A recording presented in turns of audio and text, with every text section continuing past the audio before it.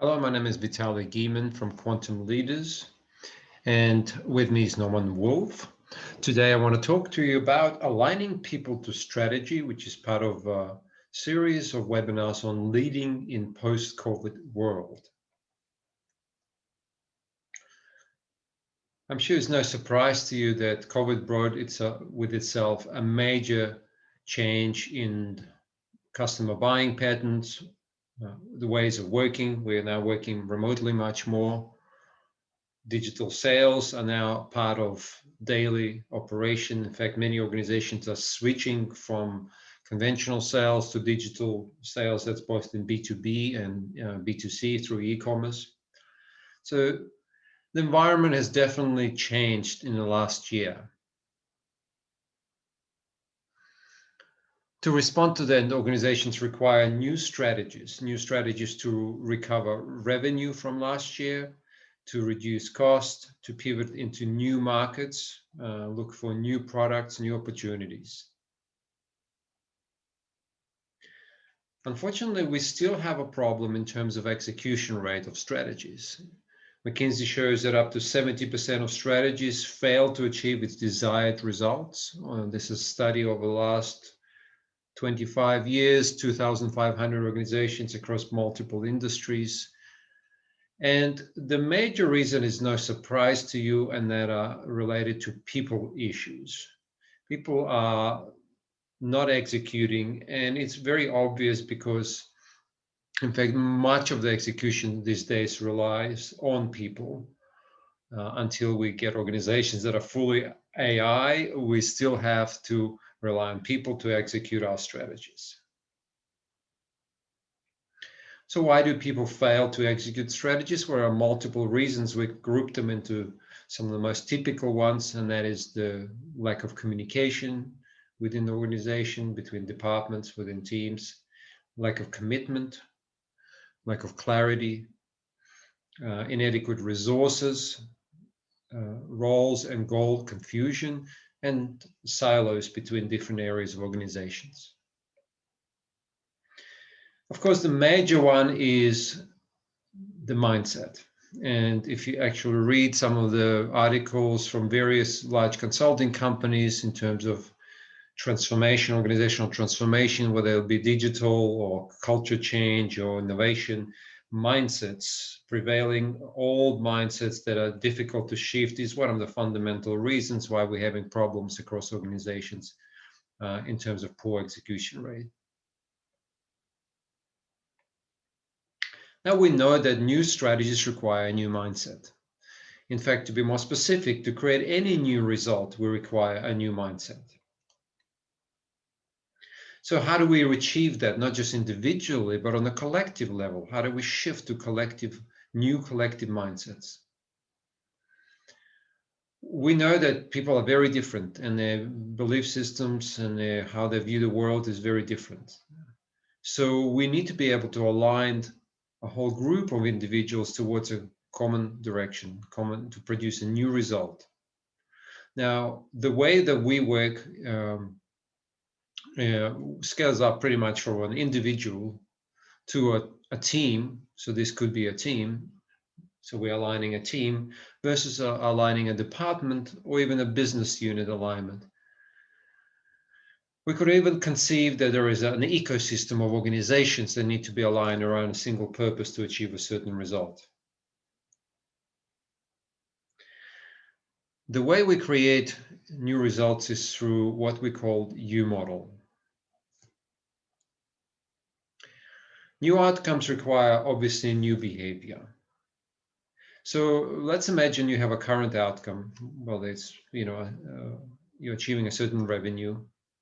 And that definitely is underpinned by a certain behavior, certain activity, and certain way of relating. So they could be relating with customers, relating with your peers, etc. That is the current behavior that achieves a certain outcome. Now, if we want to produce a new outcome, that is obviously will require a new behavior. Because if we keep our behavior the way we're doing things now and the way we're behaving, relating to customers, etc., and trying to expect a new result, that would be defined as insanity. You know, doing the same old thing and trying to achieve a new outcome would be insanity. So we know that to shift outcomes from where they are now to to a new improved outcome, we require an improved behavior, a different kind of behavior.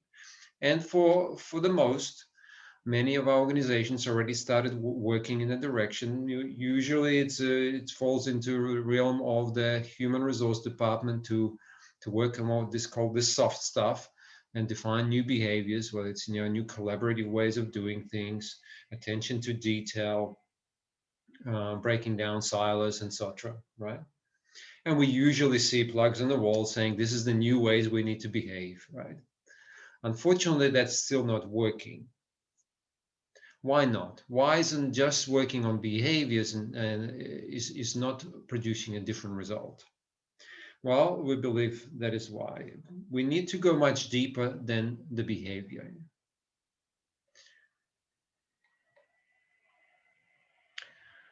Behaviors are informed by the context, the story that we have in our heads, the assumptions that we make about things, the belief systems that we have.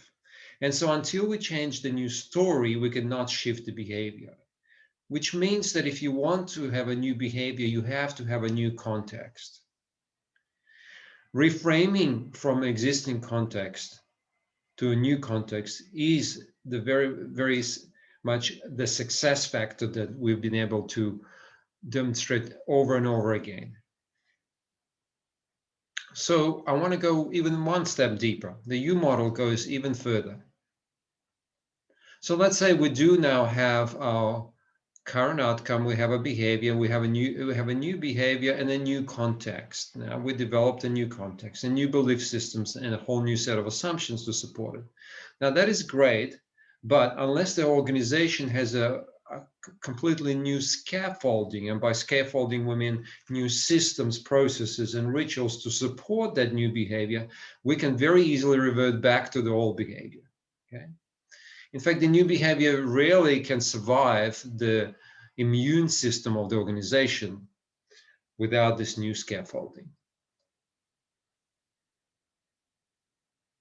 So we are able to achieve a major shift from the 70% of failure to the 30% that succeed by adopting these new ways of doing things, what we call the U model, by shifting organizations, not just behaviors, but also the collective context, and changing the scaffolding. Let's look at a case study. We know that today we have a major shift from live to digital sales, and to do that requires a whole new ways of doing things. So here is an account executive for an organization. In this case, we worked with a pharma company, but this can apply to an IT company or any account executives who's doing B2B sales, and is very much convinced that face-to-face is the way to go, but now we're asking him to do everything digitally using Zoom, etc. Now that will require some shift in mindset. So let's look at our U model. At the moment, we have a certain sales target for the sales executive to achieve, or for the whole department of sales to achieve. And obviously, the way they've done it in the past is they've achieved it using face-to-face sales, going to the customer's premises, making appointments, etc., and relating to customer live. The new sales target may be the same or maybe even slightly improved, because obviously we want to recover the revenue from last year. So increased sales targets are a common thing. And now we're asking them to do it all online, or at least a majority of the sales online, because they cannot see that doctor, for example, in pharmaceutical, or they cannot go and see a customer live. So they are literally forced to do the same online. Now, what we've noticed is that a lot of salespeople resist that process by saying, this is not possible to do online. I can do it because partly it's just there is not that trust that I can build online versus face-to-face. Face-to-face, I can feel the person, etc. Now, if we just left it at that and just asked them to change the behavior from and the activity to online, it's unlikely they will succeed. And in fact, that's what's happening now.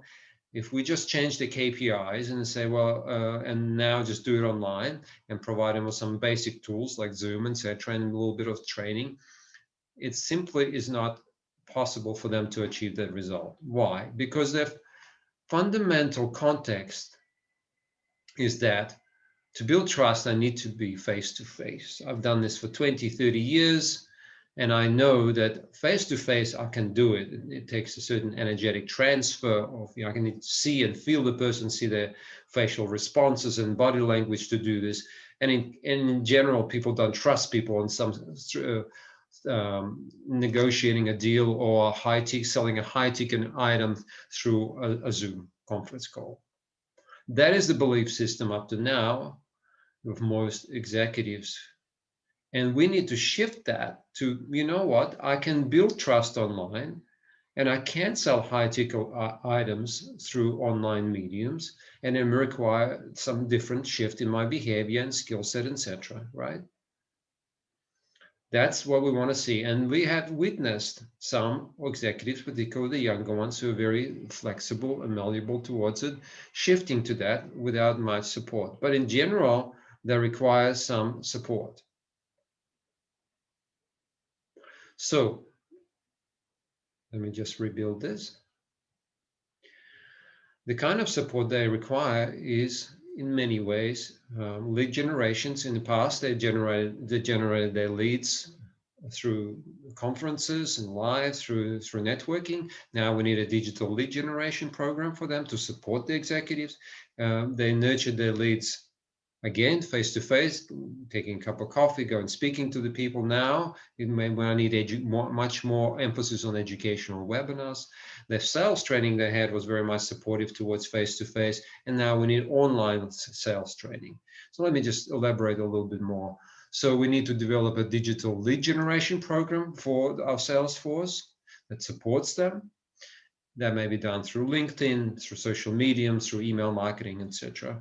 Digital lead nurturing needs to happen, and that's through developing content, digital content, articles, etc., white papers that we can deliver online, educational webinars, as I said. Social media they need to be educated how to use social media really effectively. LinkedIn and Twitter, etc. That's a whole new world for particularly for more older executives.